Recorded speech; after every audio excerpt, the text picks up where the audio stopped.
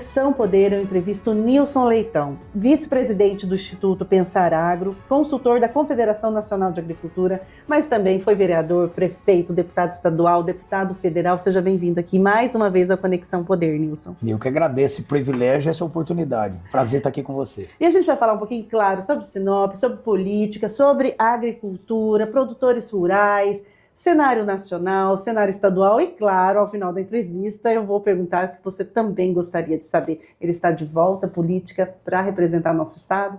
Nilson, eu quero primeiro começar falando com você sobre Sinop. Sinop, já há algum tempo, vem sendo apontada das cidades premiadas, que se destacam no cenário mato-grossense e também nacional. Você foi um prefeito muito premiado e viveu uma das situações mais difíceis da história de Sinop, que foram as operações em relação à madeira, um período que eu penso que te tirou o chão. Quais foram as estratégias que você adotou para que Sinop desse essa mudança de chave, conseguisse enfrentar tudo isso? E hoje, o que você vê no cenário de Sinop tem reflexo do que foi, o que você fez lá atrás. Eu vou primeiro agradecer a pergunta e vou iniciar dizendo o seguinte: quando terminou meu mandato, meu último dia, um jornalista, que era até um crítico muito duro da minha gestão, ele me perguntou qual foi a pior coisa que aconteceu na gestão de 8 anos da prefeitura.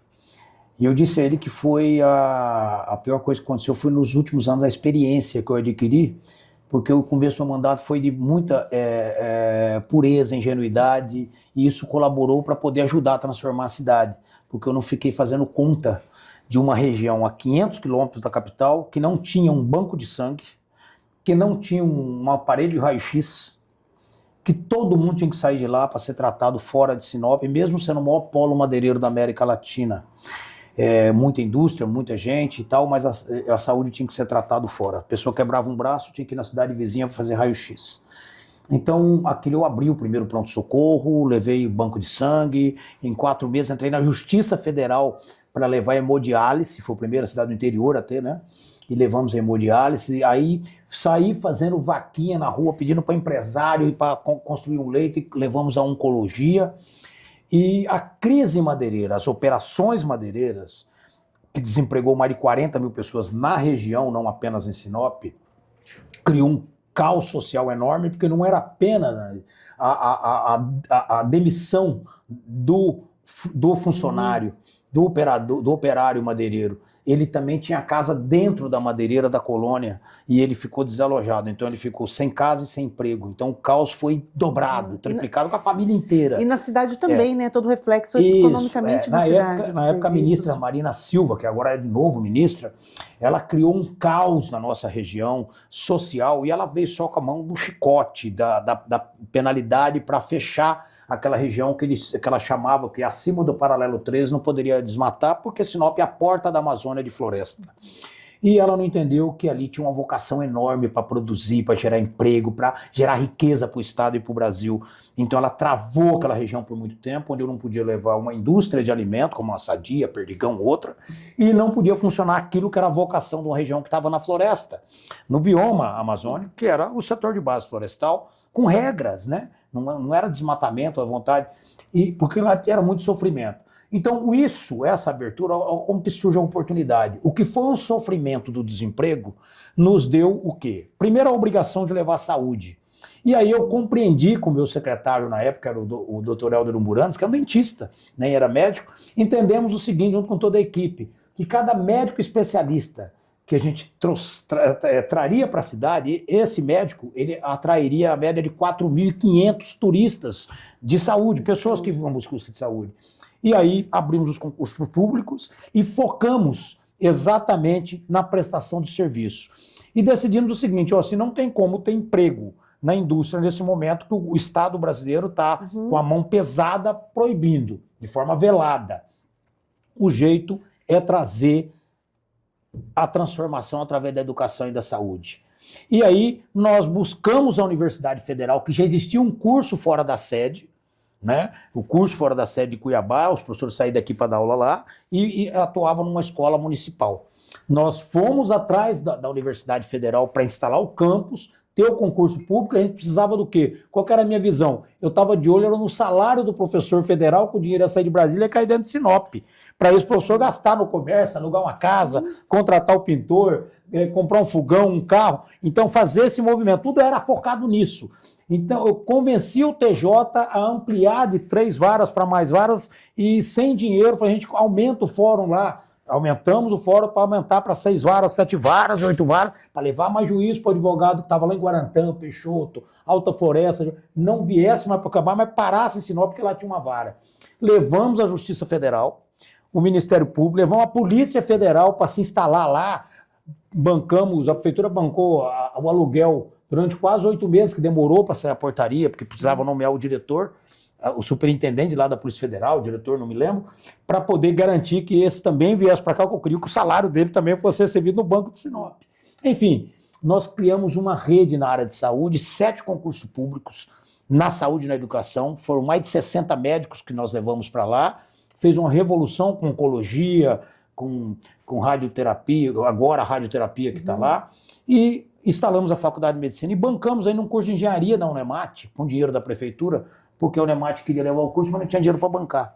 Então nós bancamos também, porque fizemos conta. O aluno que chegasse lá, ele ia depositar pelo menos R$ 1.500, R$ 1.700 por mês, fora o professor que ia chegar e alugar uma casa e assim por diante. Então a Sinop fez uma revolução econômica, diversificou sua economia, mas o embrião disso, que afetou direto o mercado imobiliário, transformou Sinop entre as maiores, as 5, 6 cidades do Brasil em investimento imobiliário. Hoje é uma coisa acima da média, né? Exatamente. A qualidade e tal. E paralelo, aeroporto, destravamos o aeroporto, fizemos toda a parte de homologação, estruturação para voo noturno, lá naquela época, construímos um centro de eventos para poder atrair turismo para lá, negócios, debates e tudo mais. Construímos o hospital com a ajuda do Dante, ainda na época, que construiu o pronto-socorro, e aí fizemos o hospital municipal com 80 leitos e instalamos uma estrutura de saúde que não existia. E aquilo foi uma revolução enorme, porque aí o movimento da cidade, as pessoas vinham para comprar e buscando empresas, né?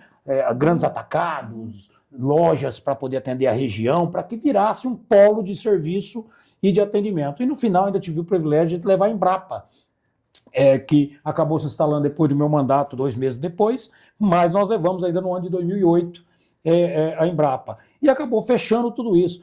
Nós não deixávamos passar nada. Foi lá o dono do Unibanco, Pedro Moreira Salles, foi lá para um evento da educação, a gente tinha uma parceria com o Instituto Ayrton Senna, e ele era um dos que ajudava a bancar o Instituto Ayrton Senna.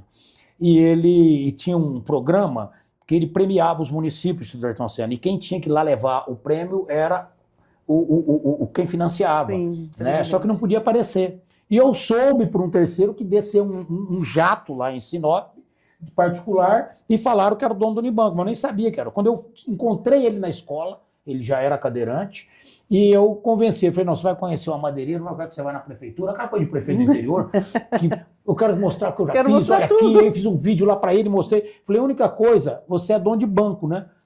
Todo mundo que chega aqui em Sinop tem que deixar alguma coisa. Então, você precisa me deixar ele falou, deixou o banco. Deixa o banco. 70 dias depois, ele abriu o Unibanco lá. Então, era assim, concessionária, era o banco, era o mercado, era o atacadão, que era uma coisa que a gente fez naquele momento em que o setor madeireiro foi ficando mais retraído. Sim. Tinha mais de quase 1.000 madeireiras, caiu para 180, 200, tudo de exportação. Uma maldade que fizeram, que a maioria delas, tudo bem, trabalhava tudo certo. Mas, enfim, Sinop buscou essa diversificação e aí inicia o período da agricultura, que já era uma transição natural de Sinop, porque somos vizinhos de Sorriso ali, que é a maior do mundo por hectare em produção de soja, milho, né? E aí Sinop passa a ter essa diversificação e se transforma nisso que chegou até hoje. E você avalia que, na sequência, os prefeitos continuaram com essa toada de muito trabalho, de gestão eficiente? Todos. Eu acho que Sinop teve... Eu acho que os que me antecederam foram os mais sacrificados, foram os melhores até, porque eles cuidavam de uma região inteira. Sinop cuidava até Marcelândia, Vera, Carmen, Cláudia, era um polo que foi emancipado depois, né? Mas esses prefeitos que me antecederam, o Geraldino, o Oswaldo de Paula, o Contínuo, o Adenir, eles tiveram um sofrimento enorme. Depois eu fui às sucessões, Sinop continuou tendo esse crescimento, tendo as suas conquistas, né? Tive adversários na prefeitura, companheiros, mas Sinop ela só teve números bons e continua crescendo com números. Essa base a transformação econômica, eu não sei se foi o ônus ou o bônus, mas o privilégio de ter vivido esse sacrifício naquele momento. No momento único de Sinop foi a transformação econômica, foi no meu mandato. E ter vivido esse sacrifício te moldou nos seus propósitos, Nilson, em relação à luta pela questão do produtor rural, a discussão sobre licenciamento ambiental, a postura diante do governo federal em alguns momentos frente versus desenvolvimento econômico e a questão ambiental, e que é possível sim trabalharmos tudo junto? Cristina, eu vou dizer uma coisa, eu me posicionei como oposição ao governo federal exatamente nas operações ambientais que teve, liderado pela ministra Marina Silva à época, né? Então hoje te preocupa a ocupação dela, você acredita que ela tenha tido maturidade, né, na sua opinião, nesse sentido, com a sensibilidade a partir de vivências? Porque ela volta ministra. Ela mudou? Não, ela não mudou nada, ela continua a mesma Marina. Só que o problema é que a impressão que eu tenho é que o Lula precisava ter uma grife internacional. Ele ganhou uma eleição, mas ganhou uma eleição com um Congresso majoritariamente de direita. Então ele ganhou a eleição para presidente, mas perdeu o Congresso Nacional 100%, e ele precisava colocar alguns cases para poder falar. Internamente a Marina não tinha esse apelo, mas lá no mercado internacional ela teria. Então eu acho que foi muito mais por isso. Mas eu não tenho nenhuma simpatia pelo trabalho dela, não tenho nada pessoal contra ninguém, mas não tenho nenhuma simpatia pelo trabalho dela. Acho ela um atraso para o desenvolvimento do Brasil, que se ela fosse eficiente, a Ferrogrão estava acontecendo, a BR-258 estava asfaltando, não matando pessoas, né? Eu não acredito no trabalho dela, porque eu acho que ela é unilateral, ela é ideológica demais para ser uma ministra de um país como o Brasil, que é um país da área rural, é um país da agropecuária, é um país que é um mercado de venda, que atende 200 países em alimentos, e ela não tem um olhar de conhecimento profundo da nossa produção, da nossa produtividade, e como que nós somos modelo para o mundo em relação a isso. Nós somos o país que mais preserva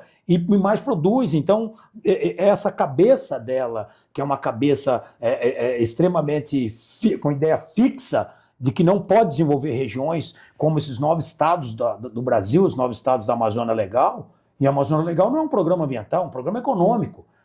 Ela confunde as coisas. Então, eu sinceramente, isso me fez ter um comportamento e entender que eu sou a favor do direito à propriedade. Eu não posso admitir alguém, e eu estou te falando isso com conhecimento de causa, não apenas por Sinop, tá? Eu fui presidente da Frente Parlamentar da Agropecuária, eu fui relator de uma CPI que discutiu a questão de invasão de terra e expropriação de área indígena e tudo mais, e eu fiz, entre tantas reuniões que eu fiz no Brasil, teve uma emblemática, que foi lá na região de Mato Preto, Mato Castelhano, no Rio Grande do Sul, na região de Getúlio Vargas, numa cidade chamada Getúlio Vargas, 600 colonos num barracão, um dia muito frio, que eu fui lá, liderando esse processo na Câmara Federal à época, e já tinha ocorrido pelo menos 4, 5 suicídios de colonos que tinham a escritura da sua terra de 150 anos. E esse ativismo do governo da época, tomando a terra dessas pessoas, alegando que lá teve um índio lá em 1500, 1600, 1700, claro que tinha, mas não agora, mudou a regra. Veio para cá pessoas da sua naturalidade, veio nossos ancestrais, veio gente da Itália, da Alemanha, veio gente da Europa, veio de todos os lugares, e o Brasil se formou com essas pessoas, e somos os brasileiros agora, que não pode ser tratado um diferente do outro. Então aí eu coloquei na cabeça que tenha duas vítimas desse Estado e dessa ideologia, ou mais que duas vítimas, o pequeno e o índio, o proprietário rural, vítimas no processo de um Estado algoz ideológico que estava querendo beneficiar ONGs, organizações internacionais, que por trás disso tem interesses comerciais, tem tantas outras coisas.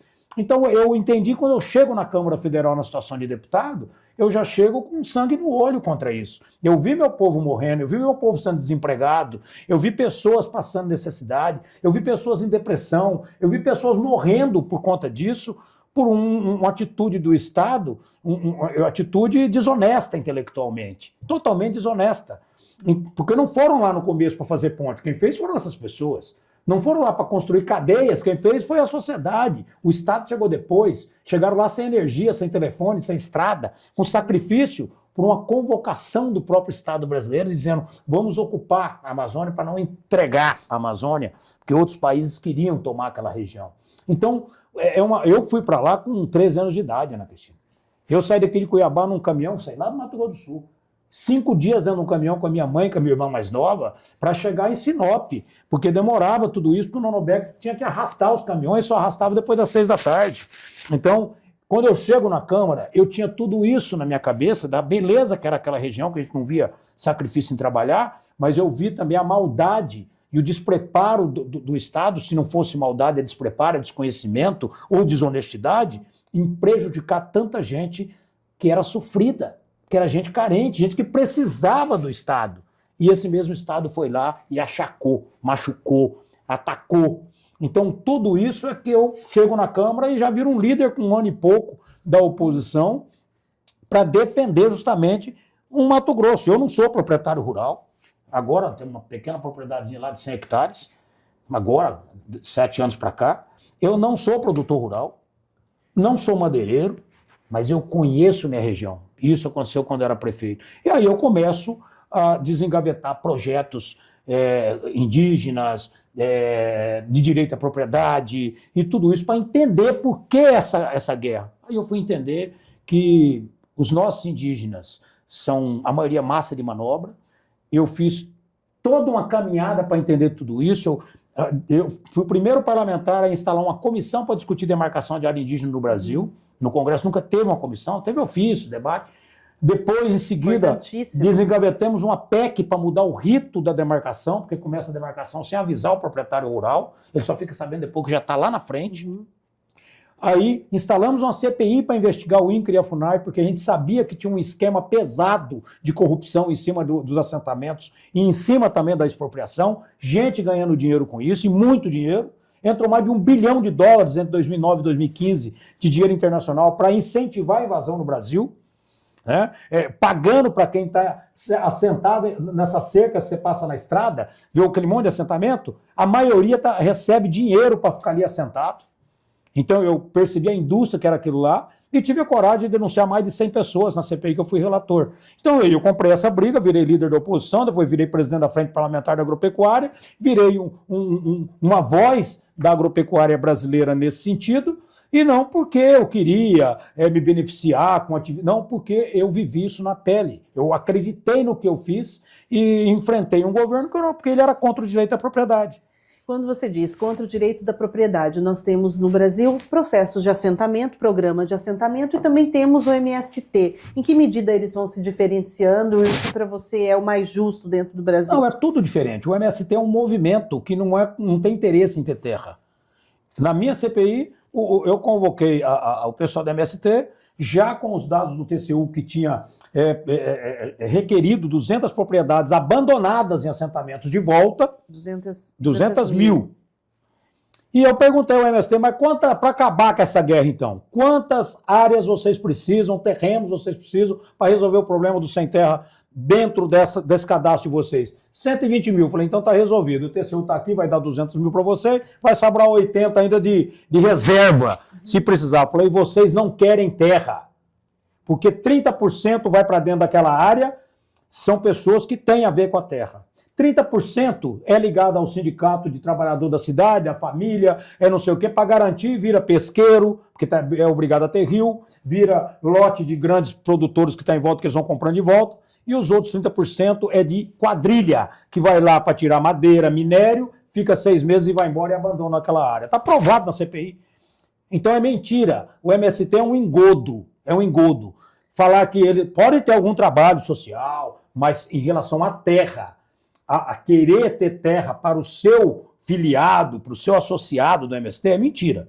Porque naquele período tinha um monte de fazendeiro, de produtor rural precisando de mão de obra na terra e não conseguia levar as pessoas para trabalhar. Tinha que trazer do Maranhão, trazer de outro lugar, porque não conseguia levar, não tinha. Então foi comprovado que isso era um ativismo não para ter terra, mas para mudar a Constituição. Mudar a Constituição e dizer que vão acabar com o direito à propriedade no Brasil, vão acabar com a cerca no Brasil e todo mundo tem que ser igual, criar um socialismo mesmo. Então muita gente fala em socialismo, muita gente fala besteira, mas o socialismo na veia é isso, é acabar com o direito à propriedade, você não tem mais direito a ter cerca na sua propriedade, no seu sítio, na sua fazenda, mas não trata da área urbana.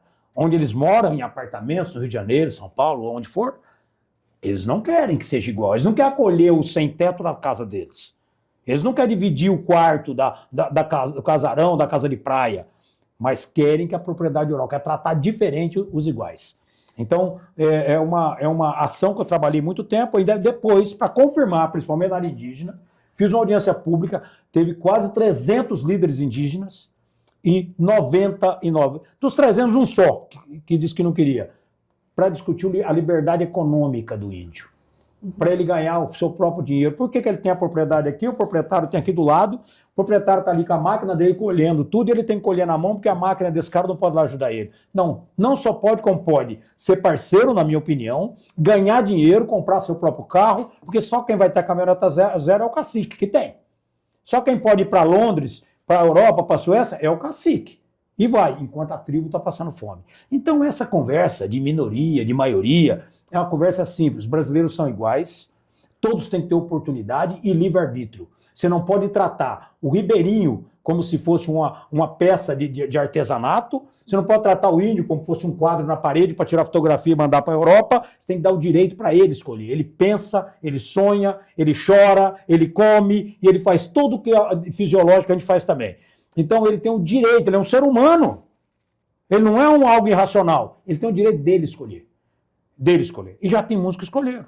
O Brasil tem 900 mil indígenas. Sim. Metade disso está na área rural, outra metade já está urbanizada.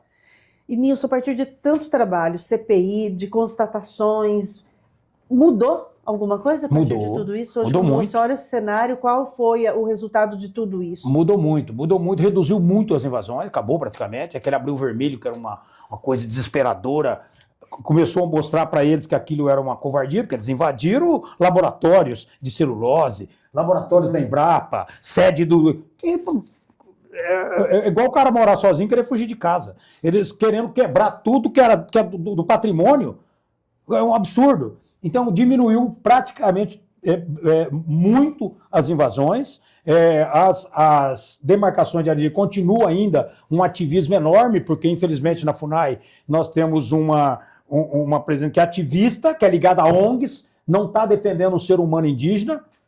Cristina, em 2009 até 2015, eu não tenho os dados de hoje, aumentou de morte de índio no Brasil 178%, 40% de criança de 0 a 5 anos. Eu pedi para levantar, a Polícia Federal fez um levantamento, porque eu tinha uma assessoria na época deles. Não tinha nenhum que foi morto por facada, por tiro, por assassinato, por guerra entre produtor rural ou proprietário rural e índio. Não, era por doença, por fome, falta de comida, de remédio, de atendimento. Uma índia grávida, se ela tiver um parto difícil ali, alguma coisa que seja um problema, quem vai socorrer ela é o prefeito, é o vereador, é a comunidade, é o vizinho. Não é a FUNAI. A FUNAI virou uma demarcadora de terra e deixou de olhar o ser humano. Então isso aí é conversa, não convence ninguém mais e isso vai diminuindo cada vez mais. Mas tem o ativismo ainda, tem assistência. E quando você diz quebra tudo do patrimônio, eu lembrei das invasões de 8 de janeiro. E eu vi em algum momento, acho que nas suas mídias sociais, você falando sobre essa questão da anistia, da dosimetria, e houve quebra de patrimônio público. Qual que é a sua avaliação do que aconteceu em relação à anistia, sem anistia, dosimetria, as penas estão altas? Qual a sua avaliação? Eu tenho uma opinião muito clara sobre isso. Eu sou contra a invasão de terra, eu sou contra a depredação de patrimônio, eu sou contra tudo. Eu convoquei o presidente da Federação dos Pequenos Produtores, Aristides, que ele foi dentro do Palácio do Planalto e disse o seguinte: vamos quebrar tudo, vamos invadir os apartamentos, invadir os gabinetes dos deputados que quer fazer o impeachment. Eu convoquei ele e falei assim, como assim? Aqui é democracia, no debate, não é na quebradeira. Não é que vai fazer isso. Eu acho que aquele episódio, Ana Cristina, ele tem muita coisa. Primeiro, uma tensão emocional muito forte que o Brasil viveu naquele momento. Foi um momento ímpar. Não dá para ser visto como uma coisa corriqueira. Um momento ímpar. Na minha geração, eu nunca tinha visto. Não sei se você viu, eu nunca tinha visto. Então você tem aqueles que foram incentivados a fazer aquilo lá, que não são 1.000 pessoas. Você não consegue incentivar 1.000, você incentiva 20, 30, 40. Eu acho que aquele que foi lá e quebrou, que urinou, que defecou, que ameaçou, que soltou bomba, esse tem que ser punido. Não dá para passar pano. Eu não quero que o meu filho tenha isso como exemplo para a vida dele. Olha, se você não gostar do que fizeram com você, você vai lá e quebra a escola. Não, eu sou contra esse vandalismo totalmente. Mas acho que teve muita gente que foi na emoção e acho que a dosimetria ela precisa acontecer. Ela precisa acontecer. Ela precisa acontecer. Esse é um fato importante, que tem aquela pessoa que foi lá por acaso, que da empolgação estava gritando, estava falando, gravou a rede social dela naquele momento, eu sou o herói aqui agora, eu vou quebrar tudo, foi uma empolgação, isso acontece com todos nós, né? E pode lá, dá uma pena lá de cesta básica, né? Faz qualquer coisa, já pagou o preço também, só essa tensão nervosa, eu acho que precisa pacificar. Eu não tenho dúvida disso, que precisa pacificar. Não pode punir todo mundo, não pode matar a vaca, tem que matar o carrapato que está na vaca. Ele está fazendo mal, sugando a vaquinha ali.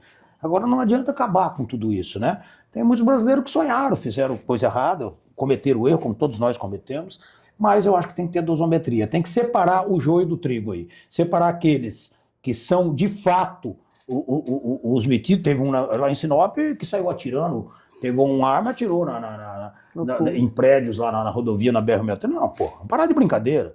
Ah, mas eu defendo o que ele defende, mas eu não faço o que ele faz.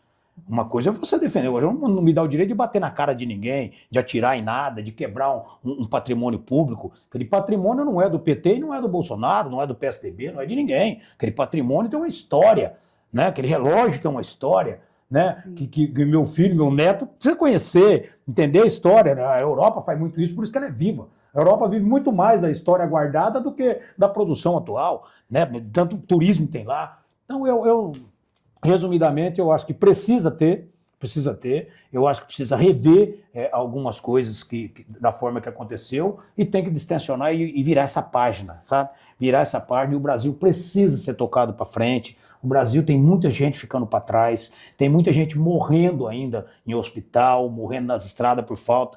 Nós temos muita coisa para fazer. O Brasil tem 120 milhões de toneladas de alimento sem armazenar. O que a gente desperdiça em caminhões aqui no Brasil é o tamanho da produção da Argentina, mesma quantidade, uma riqueza que está indo embora, que está deixando de gerar emprego. Então nós temos muita coisa séria para discutir e sair dessa página. Essa página tem que ser virada. E quando você disse da página virada, me veio essa compreensão das ciências políticas que apontam que a forma como você destrói um adversário é deixá-lo no esquecimento.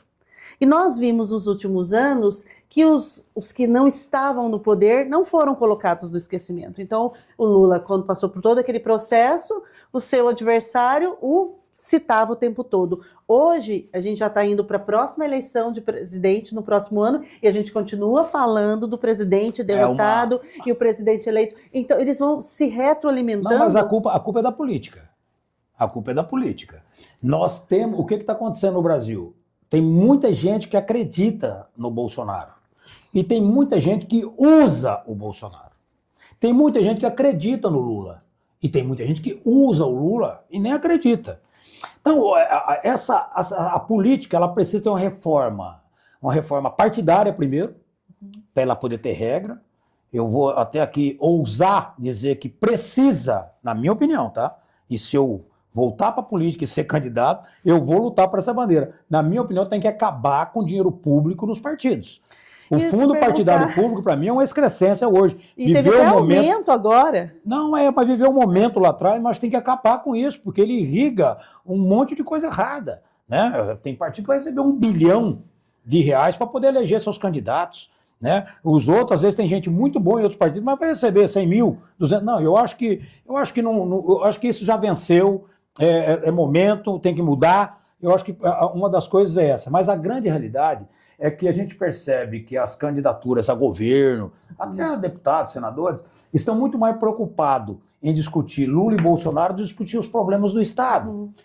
E o eleitor, às vezes, cai nessa onda, nessa armadilha, e não percebe que, ao levantar cedo, ele às vezes está indo embora e o filho dele está indo para a escola e está faltando alguma coisa, mas ninguém está discutindo isso mais. Ele está esquecendo que, às vezes, tem alguém ficando 3, 4, 5, 10, 15 dias dentro de uma UPA, dentro do pronto-socorro, sem conseguir fazer a cirurgia, porque está faltando material. E às vezes a pessoa está ali sofrendo aquele período, né? Então você vai envolvendo, a classe política vai colocando uma agenda que não é de fato que resolve o problema daquela população, principalmente que mais precisa da política. E um Mato Grosso, por exemplo, vai ficando muito rico, tem muito dinheiro, tem muita arrecadação nos municípios e tudo, e a maioria das pessoas não vão percebendo e acha que a coisa mais importante da política é discutir o lado. Mas espera aí, é importante discutir o lado, mas é importante discutir o que esse lado vai ofertar numa proposta para realizar uma gestão no governo, e não apenas de que lado que eu sou. Porque eu tenho 5 irmãos, nós somos diferentes, nós nos amamos, mas nós somos diferentes. Um pensa uma coisa sobre dinheiro, eu penso outra coisa, como aplicar, o outro pensa sobre religião, eu penso diferente dele, eu penso uma coisa sobre como educar meu filho, ele pensa diferente, porque nós somos diferentes. Então não dá para ter esse pacote, porque eu me posiciono de um lado A, eu sou bom, se eu posicionar do lado B, eu sou um bandido. Não dá, tem que avaliar.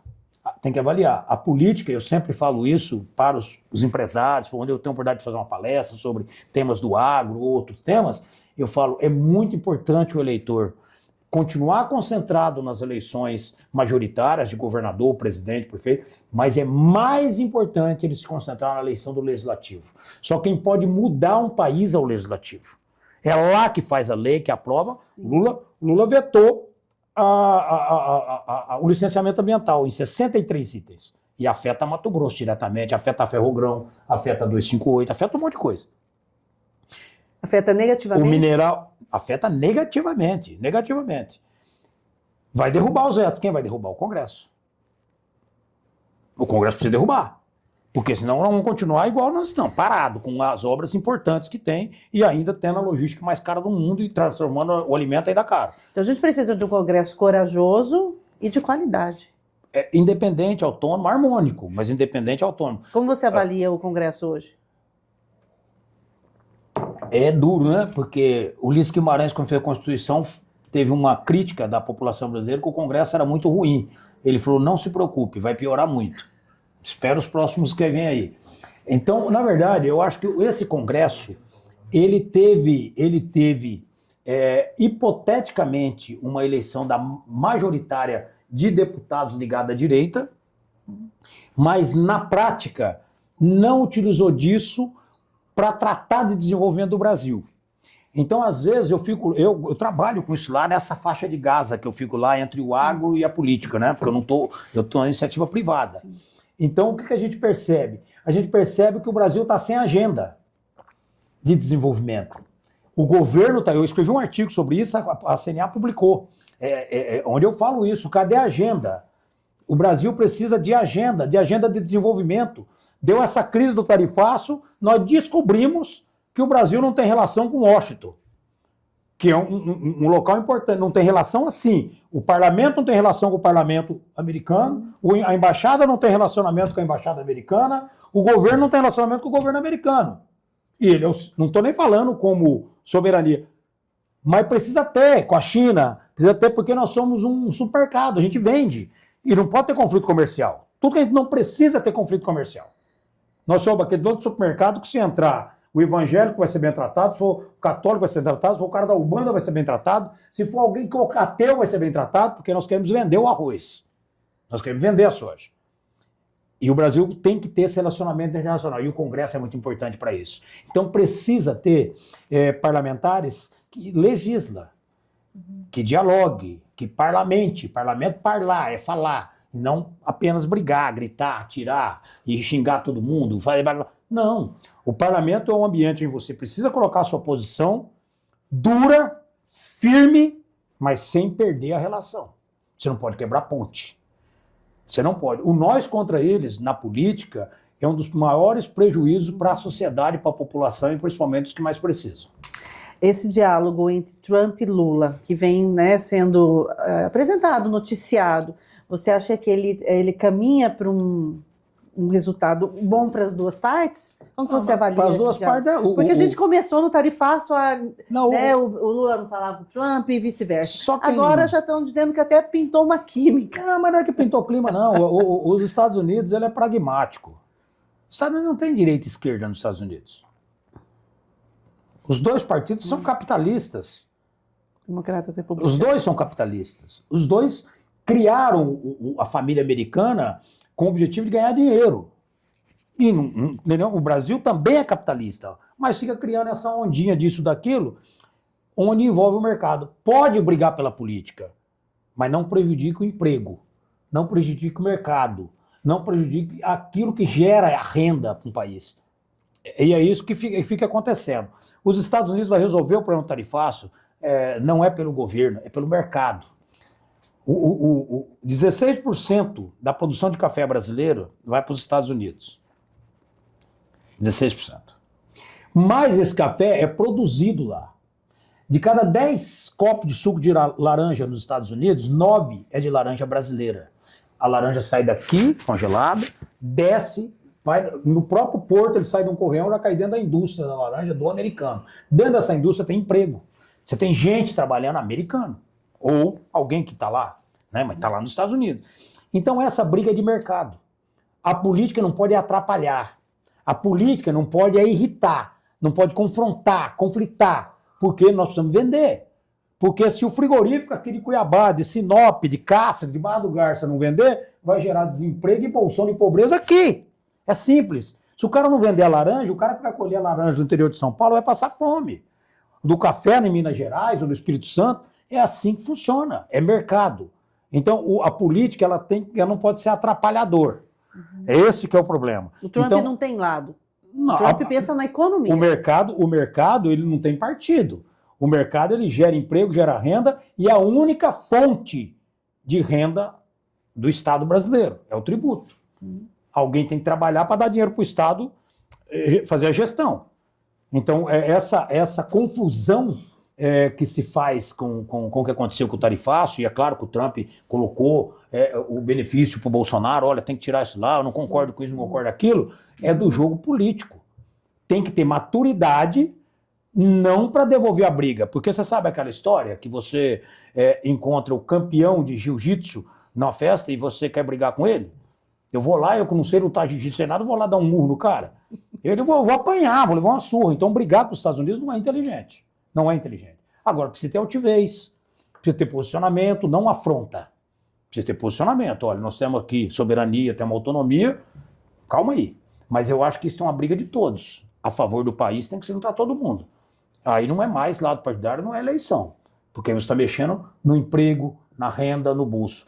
Mato Grosso não sentiu isso porque a maioria da nossa exportação é para a China. Sentiu em 3% do PIB. 3%.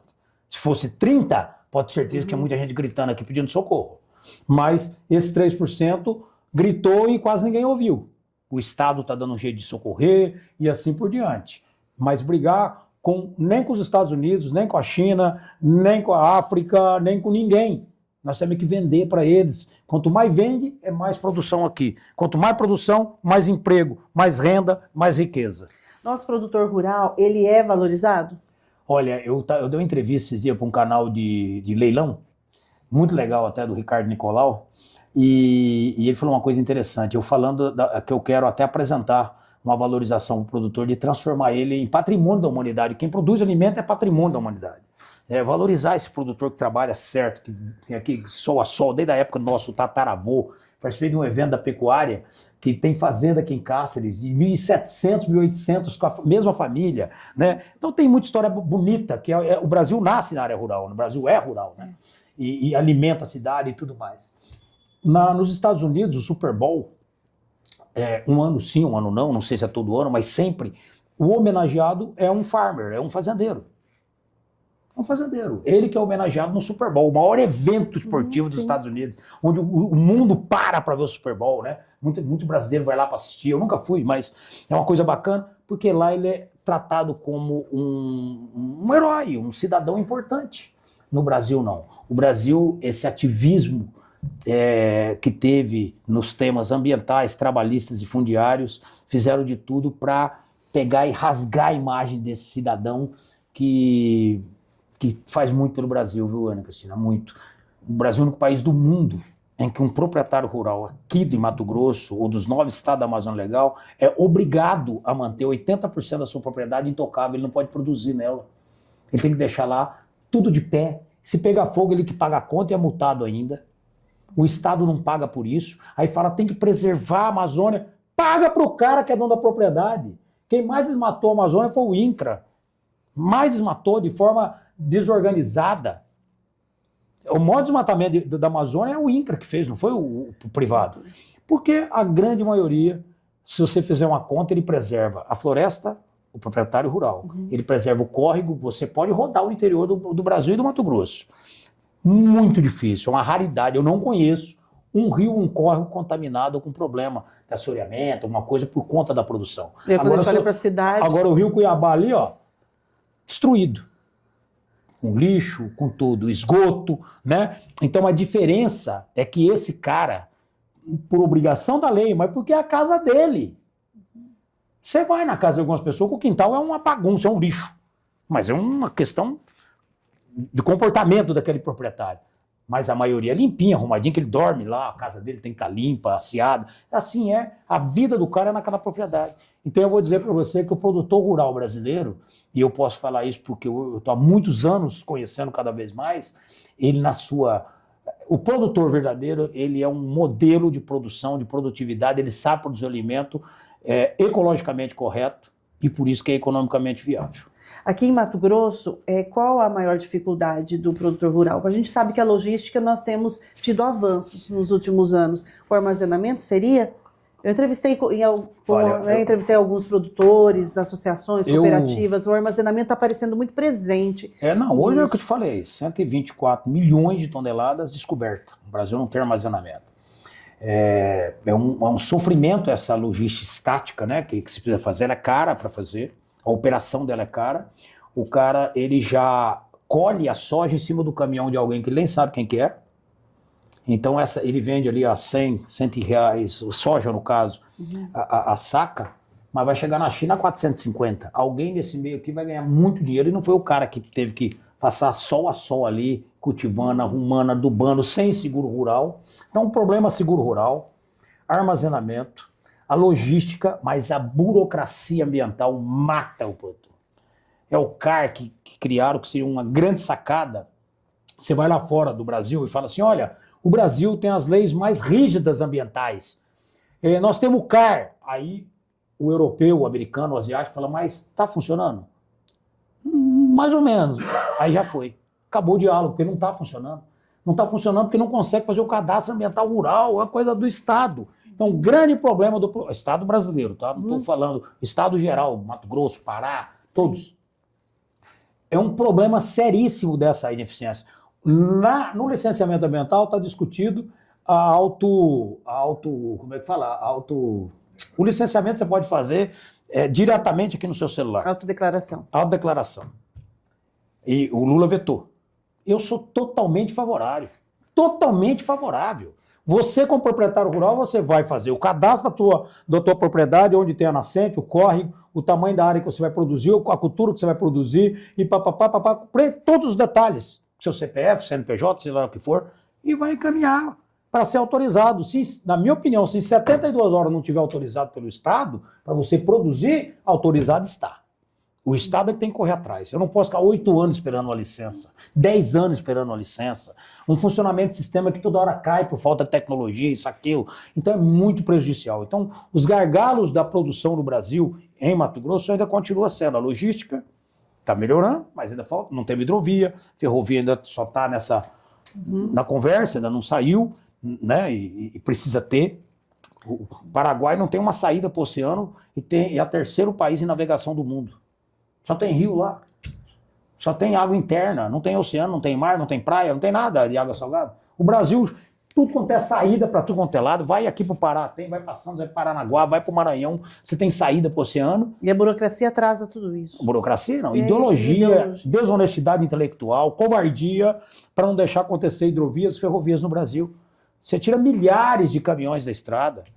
Se isso não é ecologicamente correto, se isso não é uma economia, se isso não é a questão ambiental, se não é a questão humana, você retirar caminhão e deixar automóveis trafegar com mais tranquilidade, ambulâncias, ônibus, então o que que é?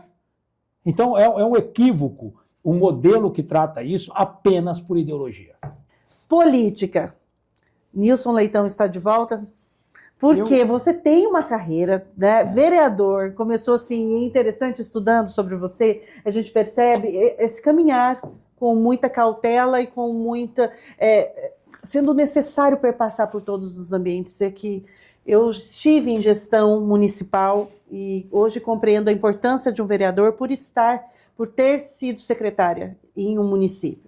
A importância do vereador, a importância do prefeito, do deputado estadual, do deputado federal. Penso que as pessoas precisam cada vez mais estudar sobre política para identificar qual o papel de cada um e com isso conseguir fazer sua escolha de maneira mais coerente. Você ficou um período fora, que foi agora, né, a última eleição para senador, mas existe todo um burburinho e um pedido para que você volte a ser candidato. Seria deputado federal? Se eu tiver que retornar, e estou me organizando para isso. Porque os pedidos existem, né? Tem. Graças a Deus. Tem muitos amigos aí benevolentes, né, que gostam da gente ainda.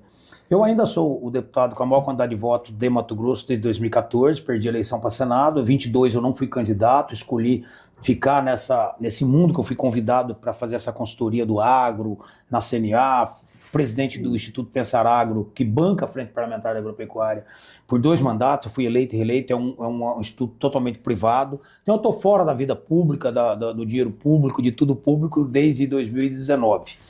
O retorno, ele obrigatoriamente tem que ser como deputado federal, né? Não dá para ser governador ficando fora todo esse tempo, né? Senador, né? Acho que quando eu me decidi ser candidato a senador é porque eu achei que eu estava preparado. Eu acho que estou preparado pelo que eu vivi, né? Eu fui vereador, fui deputado estadual, fui deputado estadual e vice-líder de Dante de Oliveira. Aprendi muito com o meu sempre líder Dante de Oliveira. Eu sempre estive onde eu estive por causa do Dante, né?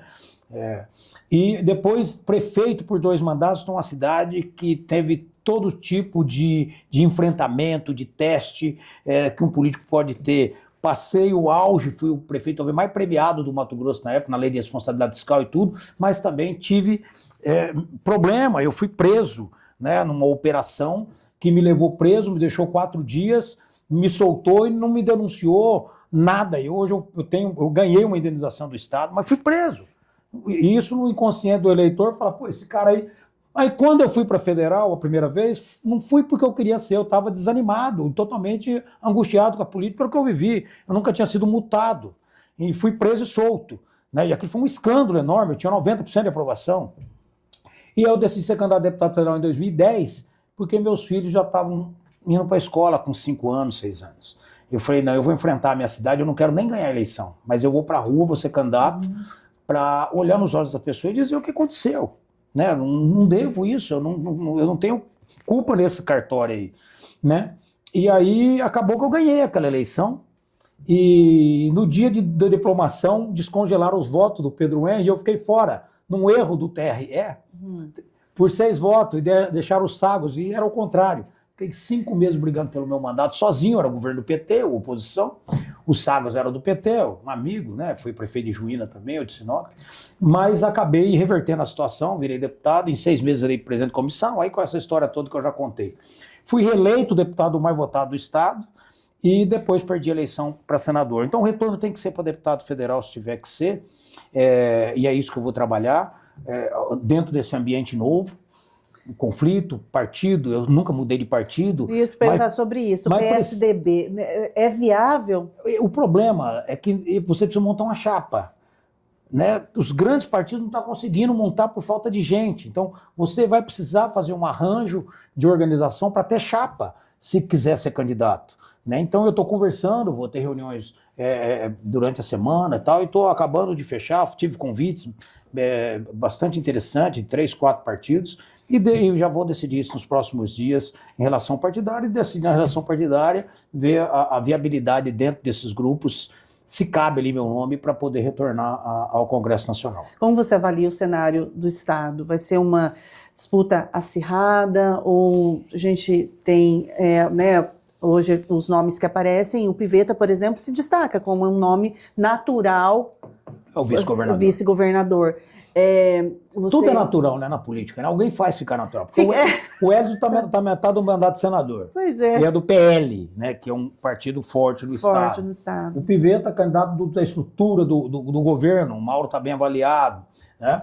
Você tem o Jaime Campos, que está encerrando o mandato e aparece na pesquisa. Tem capital político muito também. Bem, tem capital. A Janaína, que está lá no MDB, que é candidato a senador, mas aparece também para governo.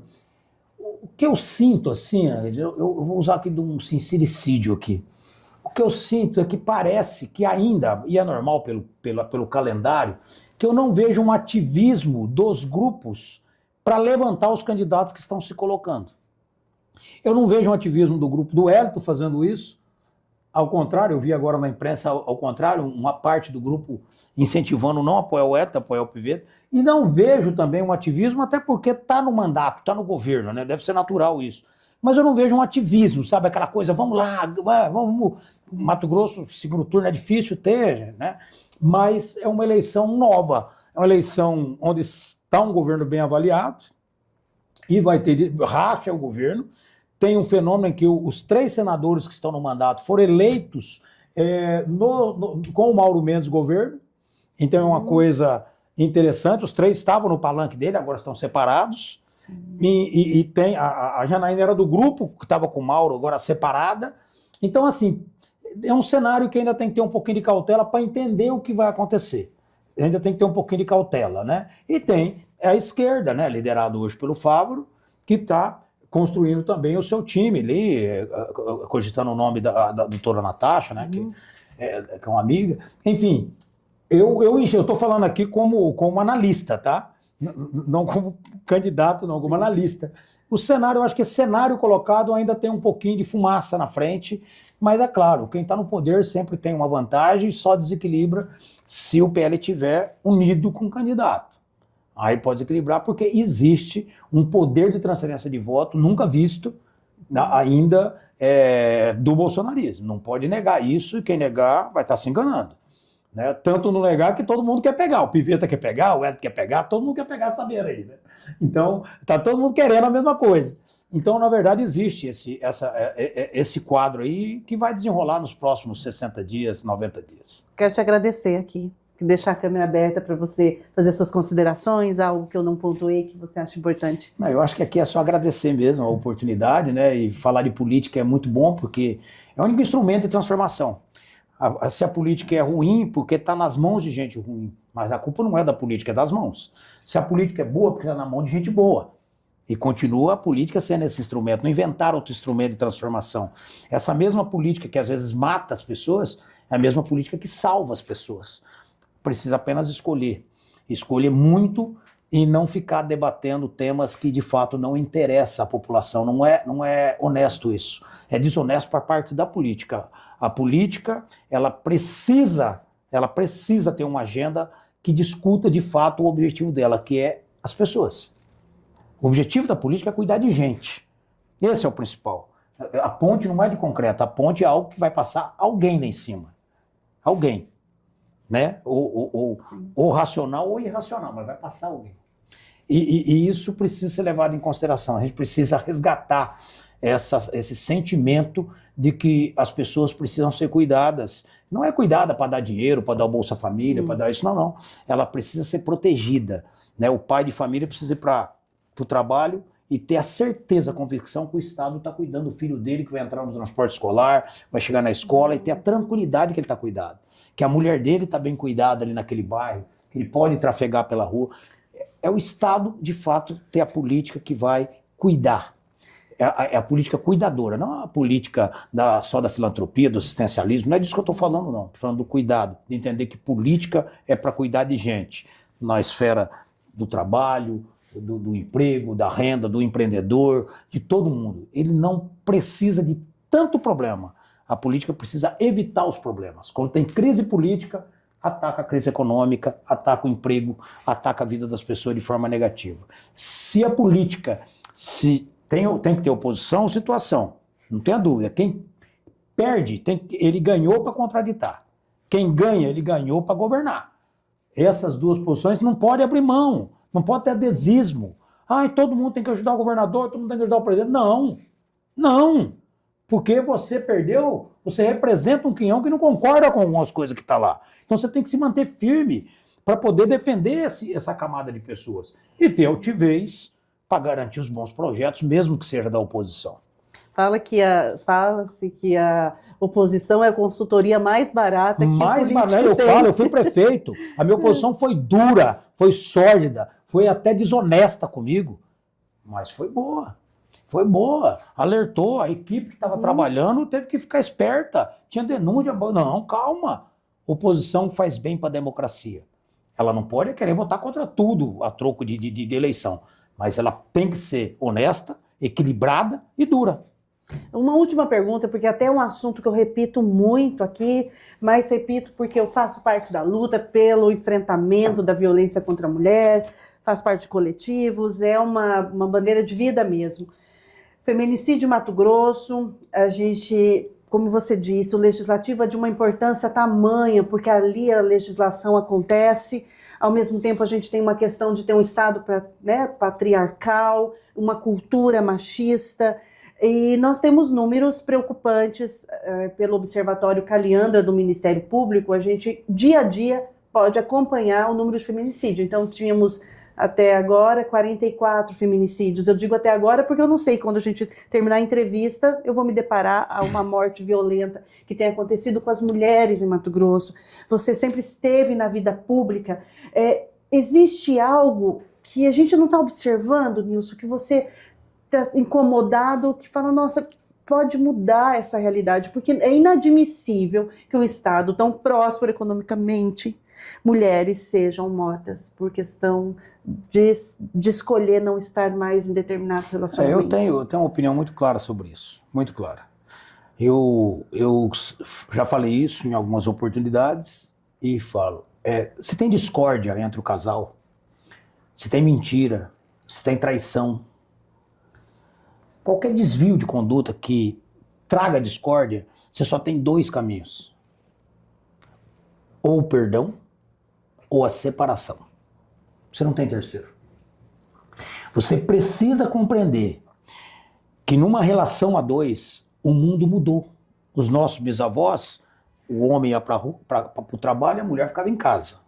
As coisas mudaram. A mulher alcançou um tamanho. Eu tenho filha. E eu quero que minha filha seja independente, autônoma, respeitou aquela casa, tenha filhos e tudo mais, mas não seja subalterna, submissa. Ninguém tem o direito de dar um tapa, encostar o dedo numa mulher porque discordou dela ou porque ela cometeu um erro, porque homens cometem erro todo dia. Então você só tem dois caminhos para isso e o restante, se não tiver essa consciência, é cadeia mesmo, são penalidades as mais pesadas que tiver. As mais pesadas, é proibido ter emprego, é justamente dar uma penalidade tão forte para esse homem ou essa mulher que agride, tem os dois lados, mas o homem que é majoritariamente aquele que agride, esses não tem perdão, ele só tem duas saídas e repito, ou o perdão ou a separação, agressão jamais. Nilson Leitão, meu entrevistado de hoje no Conexão Poder. Até a próxima.